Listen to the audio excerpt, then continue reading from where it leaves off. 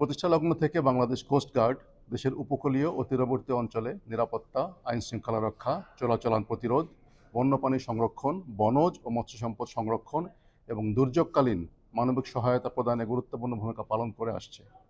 বিশেষ করে সুন্দরবনে জলদস্যু ও বনদস্যু দমন এবং জেলেদের নিরাপত্তা নিশ্চিতকরণে কোস্টগার্ড গুরুত্বপূর্ণ ভূমিকা রাখছে।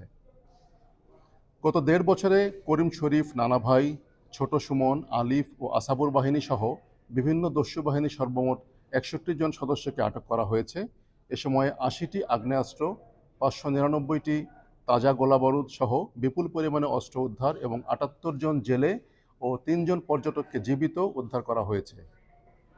এছাড়াও বন্যপ্রাণী সংরক্ষণে ৯৪৪ কেজি হরিণের মাংস, ৯০০টি ফাঁদসহ বিপুল অবৈধ সামগ্রী জব্দ এবং ২৯ জন শিকারীকে আটক করা হয়েছে।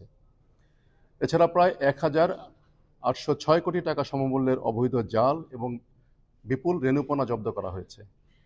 ত্রয়োদশ জাতীয় সংসদ নির্বাচনে কোস্টগার্ড সদস্যদের দায়িত্বে নিয়োজিত থাকার সুযোগকে কাজে লাগিয়ে কিছু অসাধু চক্র পুনরায় সুন্দরবনে সক্রিয় হওয়ার চেষ্টা করছে।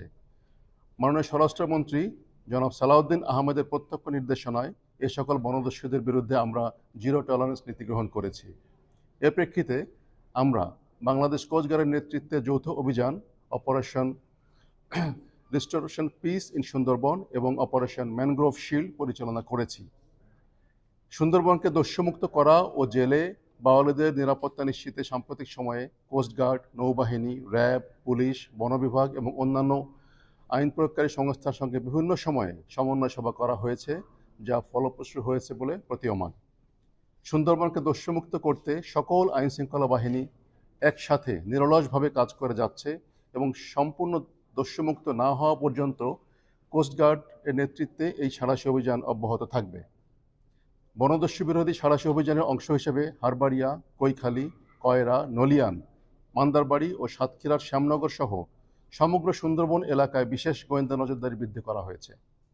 কোস্টগার্ডের কার্যকর অভিযানের ফলে মৎস্যজীবী, বাওয়ালি ও স্থানীয় জনগণের উপর দস্যুদের প্রভাব উল্লেখযোগ্য হারে কমে এসেছে এবং চাঁদাবাজি সহ বিভিন্ন অপরাধ ব্যাপক হারে হ্রাস পাচ্ছে। নিয়মিত টহল, গোয়েন্দা নজরদারি ও সাঁড়াশি অভিযানের মাধ্যমে সুন্দরবনের এলাকার নিরাপত্তা পরিস্থিতি উন্নত হচ্ছে এবং জনগণের মধ্যে আস্থা ও স্বস্তি ফিরে এসেছে।